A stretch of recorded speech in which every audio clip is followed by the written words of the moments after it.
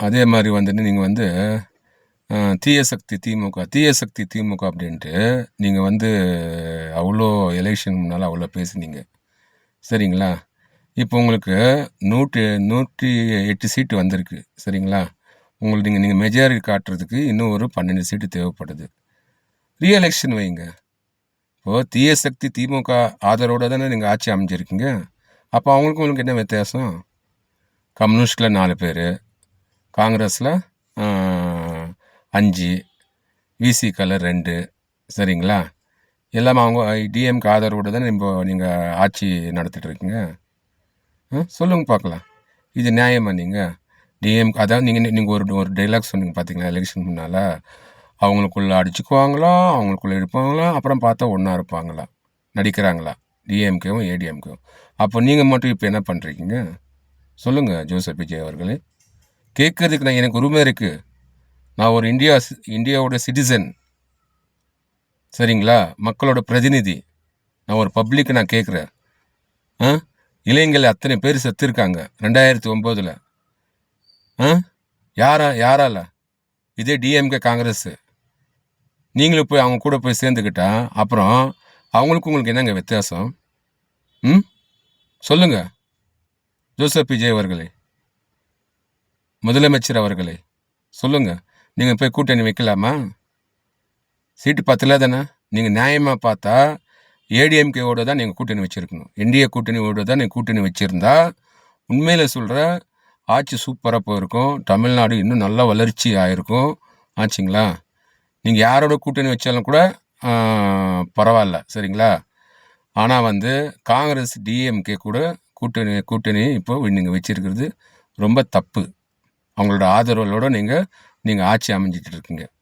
NDA கூட்டணி வைங்க. NDA கூட்டணிக்கு வாங்க. என்ன வேணால் பண்ணிக்கலாம். சரிங்களா?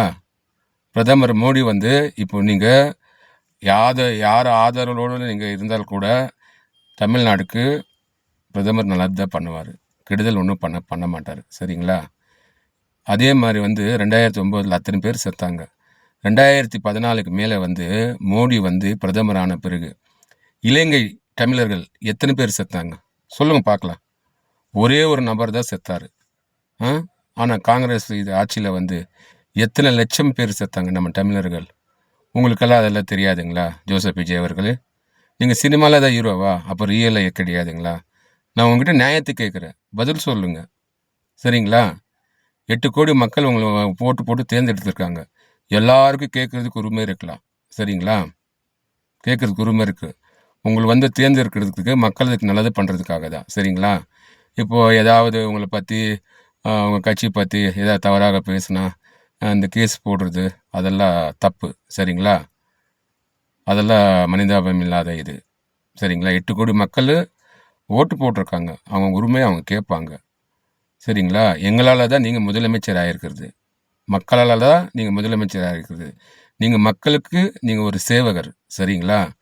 உங்களை பற்றியோ இல்லை கட்சி பற்றியோ தப்பாக பேசினா கேஸ் போடுறது, கேஸ் பதிவு பண்ணுறது அதெல்லாம் வச்சுக்காதீங்க. சரிங்களா? எல்லாருமே கேட்கறதுக்கு உரிமை இருக்குது.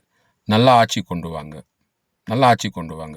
உண்மையில சொல்கிறேன், உங்களை நாங்கள் பாராட்டுறோம். சரிங்களா? மாற்றம் வேணுன்ட்டு உங்களுக்கு கொண்டு வந்திருக்காங்க. நல்லா ஆட்சி கொண்டு வாங்க. நல்ல மக்களுக்கு நல்லது பண்ணுங்கள். நீங்கள் இந்த எலெக்ஷன் ஆகாதுக்கு முன்னால் வந்து வாக்குறுதி கொடுத்துருக்குங்க இல்லையா? அதெல்லாம் நிறைவேற்றுங்க.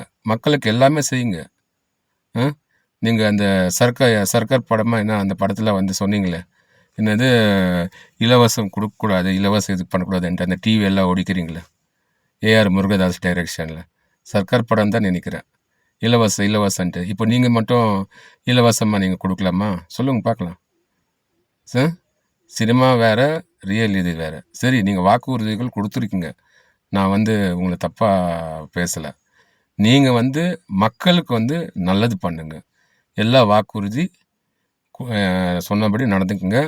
எல்லாரையும் ஒரே மாதிரி பாருங்கள். இந்துவாக இருக்கட்டும், கிறிஸ்டினாக இருக்கட்டும், முஸ்லீமாக இருக்கட்டும், எல்லாரையும் ஒரே மாதிரி பாருங்கன்ட்டு இந்த நேரத்தில் நான் பதிவு செய்கிறேன் ஜோசப் விஜய் அவர்களே. சரிங்களா? நான் ஏதாவது உங்களை தவறாக பேசியிருந்தா மன்னிச்சிடுங்க. நான் மக்களுக்காக பேசுகிறேன். 8 கோடி மக்களுக்காக பேசுகிறேன். சரிங்களா? நான் எதனா தப்பாக பேசுகிறதா என்னை மன்னிச்சிடுங்க. சரிங்களா? சாரி.